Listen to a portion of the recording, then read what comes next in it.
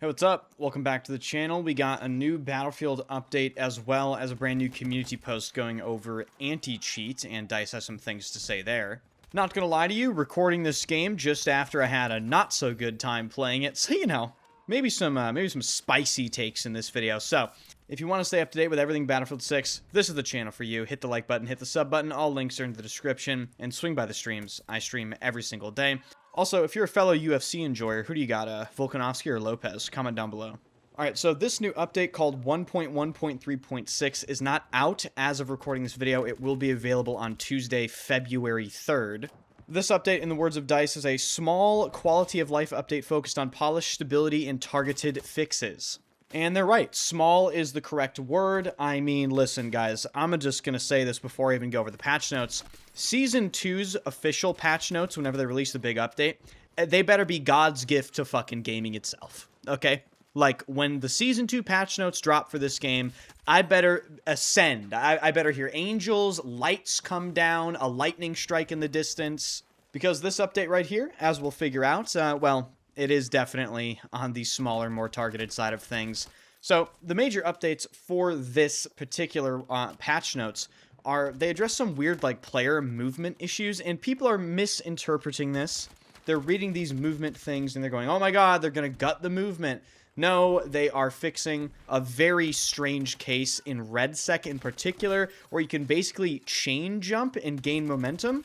DICE is just fixing that. They are not making any targeted nerfs to sliding or anything like that. I saw a lot of people doom posting saying, oh my god, they're going to destroy the movement. No, they're not. However, in the case that they do actually nerf the movement, they're kind of just speedrunning the death of this game. But let's not get too bent out of shape. Moving down the list in the maps and modes, they fixed a lot of weird visual effect bugs. Those of you that played Eastwood near the B flag and even the A flag will know what these changes fix. I had a funny clip where I was playing on Eastwood and then the entire map turned into the blazing surface of the sun, completely blinding me. I'm sure a lot of you have experienced this exact same bug. They have fixed multiple causes for multiple different graphical bugs on Eastwood. In the UI and HUD section, they fixed a fairly irritating issue that I also experienced, where downed squad mates were shown on the minimap for classes that were unable to revive them. So let's just say you were playing Assault and your squad mate was dead. It would appear that you could revive them, but you actually couldn't. Now, listen up, PlayStation 5 and Xbox Series S players, these fixes are for you. On the PlayStation 5, they fixed an ownership validation problem where it would essentially just cause massive connectivity issues. So hopefully everyone that was affected by that will no longer be affected by it after this update. And for Xbox Series S players, they fixed a crash caused by it basically running out of memory. And then the rest of the patch notes are dedicated to specific RedSec bug fixes and changes and improvements. I can only assume they're trying to get RedSec in a playable state, or at least a better state, so they can re-announce the $1.2 million tournament that was already supposed to have happened, but didn't because, well, basically, it was just not ready. And in terms of the update, yeah, that's it. So, I'm sure you guys can understand why I said the Season 2 patch notes, yeah, they better be fucking good. Now, moving on to the anti-cheat update, they basically go through what they call match infected rate. They stated the match infected rate started at 2.532% in December, and it actually went up to about 3.1% towards the end of the holiday period. Apparently, throughout December, the anti-cheat prevented 580,000 cheating attempts and is actively tracking 224 cheat-related programs, hardware solutions, vendors, resellers, and their associated communities. That's pretty insane. It always baffles me every single time game developers release data on just how many people are trying to cheat in these games, because holy shit, damn near 600,000 cheating attempts. And I'm not sure about you guys, but I have yet to see a cheater in my game, which is great. Like, that is awesome. I remember playing Battlefield 5, where, you know, seeing a cheater was just like, oh, you know, that's common. That's Jerry down the street with a fucking spin bot ruining the entire match for everybody. Happy to say, have not seen that in Battlefield 6 yet, and, well, I hope I never see it in the game. that is basically it for this anti-cheat update and for the update itself. Again, that update comes out on February 3rd. They need to lock in for this Season 2. I'm just going to use the end of this video to talk about my experience in the past couple weeks of playing the game.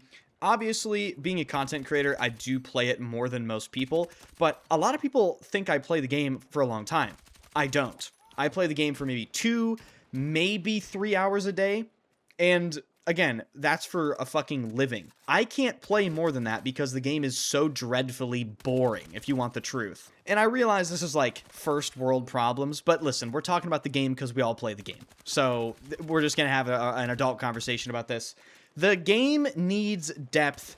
The game needs better replayability, and the way you give it replayability is you just address some of these mechanics and you make the gameplay better over time by addressing things like netcode, addressing things like the headshots not mattering, audio, visibility, the big problems with the game, right? And a lot of people feel as though they're just simply not addressing them right now because they're waiting to unveil a huge patch notes with Season 2, and I hope they're correct. I hope with the Season 2 patch notes, we see a ton of super important stuff addressed. I want to see that weird recoil mechanic that is messing with aiming completely removed from the game. I want to see massive steps forward with making headshots actually matter, vehicle improvements, perhaps a small time to kill update, time to death fixes, netcode, dying around corners. That is a lot of people's #1 issue. But fixing a lot of this stuff really doesn't matter if, well, the base gameplay of the game isn't improved. And the way you do that is, guys, the game needs a larger skill gap. I'm sorry. Bottom line, that's what it is. Okay? The game needs mechanics. The game needs some sort of added depth. And you can give it more depth by, yes, nerfing things like sniping, making that more difficult. But you can also give the game more depth very slightly by essentially tweaking the way the ADS penalties are handled in the game right now.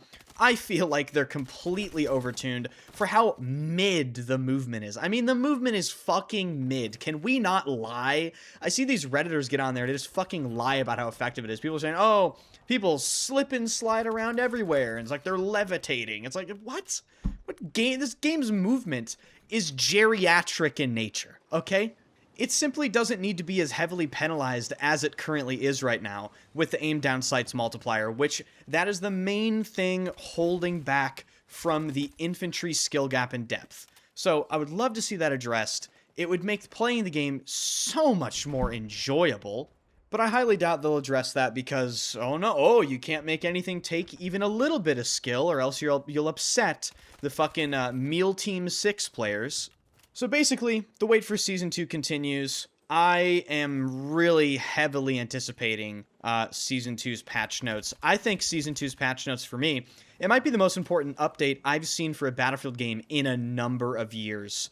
And I've covered every single update that has ever happened for Battlefield since, well, midway through Battlefield 5. I think Season 2 is genuinely that important, and it better be good. So I hope you guys enjoy the content. If you do, hit the sub button, hit the like button, and swing by the streams.